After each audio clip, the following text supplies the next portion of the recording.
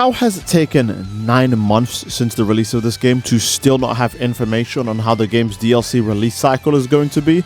Now that we are 9 months into the game and the anime is completely finished in both subbed and dubbed, and we already know Super Saiyan 4 Daima Goku is going to be a thing, it's still taking them an eternity to announce them. And the reason why I'm saying 9 months and not this month is because the VJump scan leaks seem like it's not going to have anything involving Sparking Zero in it whatsoever. Meaning we're not even getting the DLC this month, or potentially even next month. We'll most likely hear about it maybe the month after, but who knows, because they just dropped Shella, and that might actually slow down the time it takes for them to actually make Super Saiyan 4 Daima Goku, as well as Super Saiyan 3 Adult Vegeta, and all the other things that we should be expecting with DLC 3 of Dragon Ball Sparking Zero. I guess now it's DLC 4 since Shella was DLC 3. I think the part that scares people the most though isn't the fact that the DLC is taking so long for the game to come out. The two biggest fears people probably have is, what is the game going to do after this last DLC comes out? Because unless they start adding Super Dragon Ball Heroes characters or What If characters, then the game is going to have all of its content out in a year and then never be updated ever again. If people thought Dragon Ball FighterZ got treated harshly, then you're not ready for this. And the second biggest fear that people have is that how long is the hype for Daima SSJ4 even going to last in this game? Don't forget, this game did get Beast Gohan as well, and it still didn't really do anything to really keep player attention. Yeah, it was a spike for like a day, and it kind of steadied for like a few days after that, and then it went straight back to normal. And you have to remember that the game still released to over 100 characters, some of them being UI Goku, Blue Gogeta, both the Brolys playable in the game, all of these, characters in a Dragon Ball game, and it only lived like a month. Well, even then, I can't say it lived a month. It lost 90% of its players in a month. But, even with a giant, if the game right now, if there was a DLC pack that dropped 50 characters in the game would still exactly go through what it went through at launch, where they would all fall off, right away.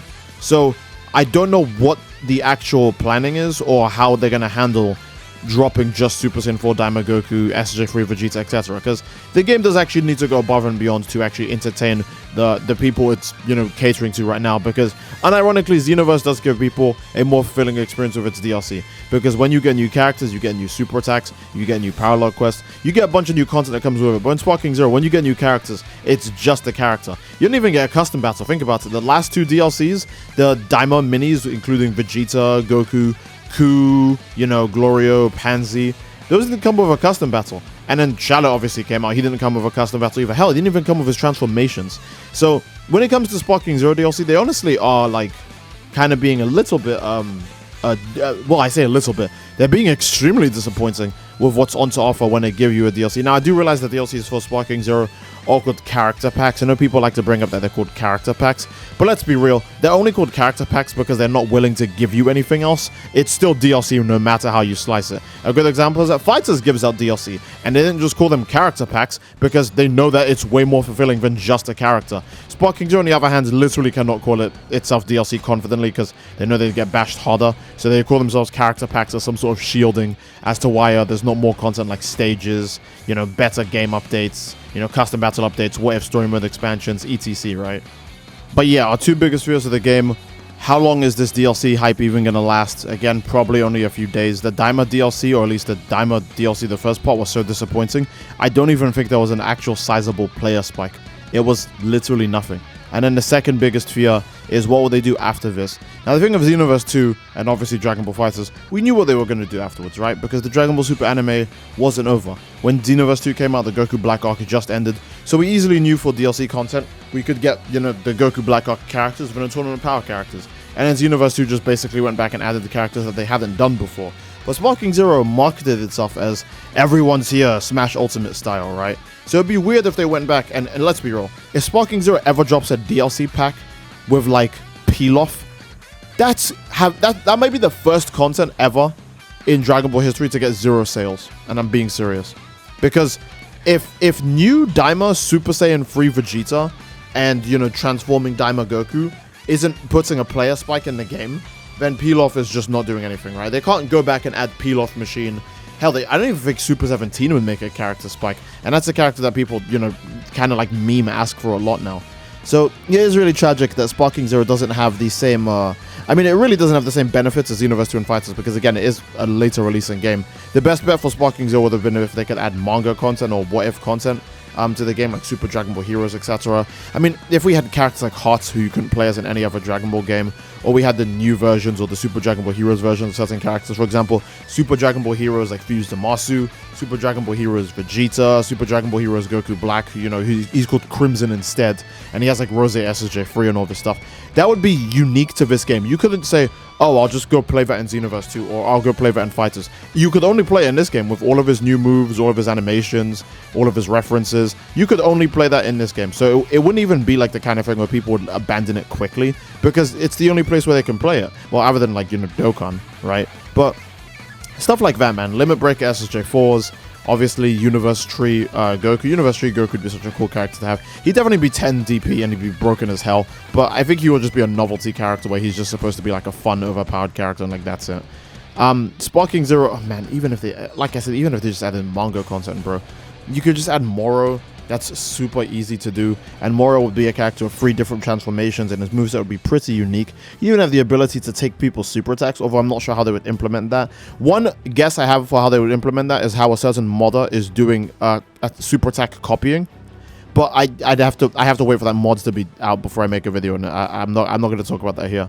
But yeah, Sparking Zero really doesn't do itself any favors. I'm not going to say the game had a bad release window. Like, the game can't help that it came out the same year the creator died, right? That's not the game's fault. But what is the game's fault is, what the hell were they planning? Were they really just like, hey, let's release a game that will just make a ton of sales day one, and when we make all the money back in one day, we don't have to worry about if the game just flops afterwards? Because what was the actual design idea behind Sparking Zero? Like, Xenoverse 2 was getting heavy support when it first came out. This game isn't. Like, Xenoverse 2 and Fighters were both getting heavy support when it first came out. Most of Fighters' issues were like optimization, game balance, bugs, etc. Most of Sparking Zero's issues is just no content, and they can't even do that. So I don't know, man. That's just so tragic. That's just so tragic when you think about it. Like, I'm not trying to turn this video into like the Xenoverse 2 or like Dragon Ball Fighters like Glaze Defense Squad or anything, but you guys remember when the first posts were coming out about Sparking Zero and Xenoverse 2, and people were memeing, oh my god, Xenoverse 2 it was stalling time so Dragon Ball Sparking Zero could get made. Xenoverse 2 is hanging on for 5 years.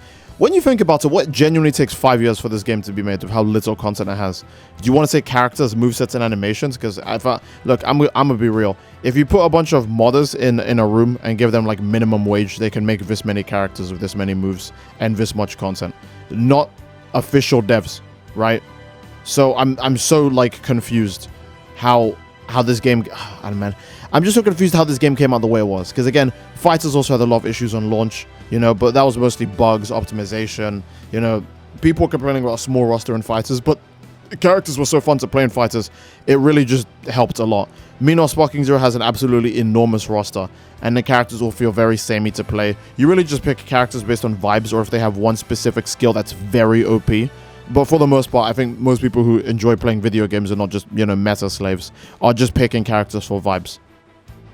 Then again, it's really hard to even talk about Sparking Zero because there's not really a lot to say about Sparking Zero. What do you want to say? Oh, the game was a disappointment. The game takes so long to make and there's so little content. Oh, what's the DLC planning for the game?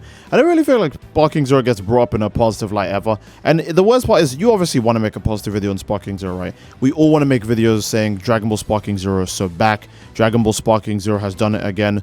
The devs listened. You know, people want to make these kind of videos on Sparking Zero, but how do you make these videos in a game that just doesn't like care? The devs put in like the least amount of effort.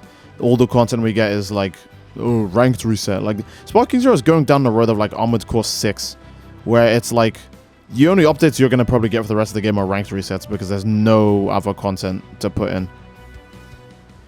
But yeah, that's probably going to be a good place to end the video. I do hope you guys enjoyed the video. If you did, then obviously again, please leave a like on the video. Don't forget to subscribe, as it greatly supports the channel.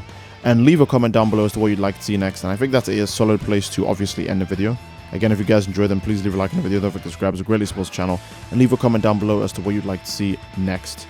I think I said that twice. I love you all. I hope you all enjoyed, and I'll see you all next time. Take care and peace.